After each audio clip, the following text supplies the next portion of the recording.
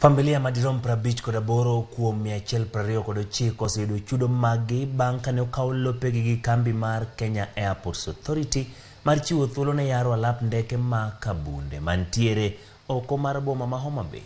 Jaratije mar alap ndeke ma Kabunde, Wycliffe Kadoya, oyango ni mana familia 58 kende ema osechul, kendo deko mar chudo ne familia mamoko obiro kaluwore gi chochni moko manitiere e obok mag lopegi kata title deed. Jopiny mane okaw lopegi e bwo riwruok margi mong'ere ni Kabunde Land Owners Association dwani mondo Kenya Airports Authority otim mapiyo chulo jogo mapok oyudo chudo maggi nyaka ne kaw lopegi.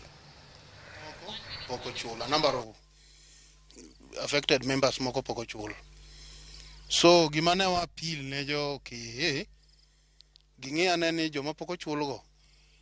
Ang'o me poko chulgi ka ng'ato nigi court case kata successful processes mondo gi ensure ne ya process go this smoothly kaka ne wawinjore kodgi. An lupa nokaw to poko miya pesa nyaka sani.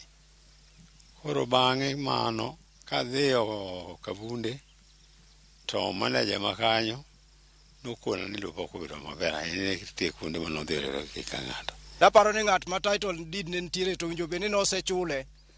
Maka nosechule to winjo be nodhi timo ga achiel ariyo moko nikech lo mane ne nitiere nengo ne nitiere malo to lo be nengo ne medore higa ka higa.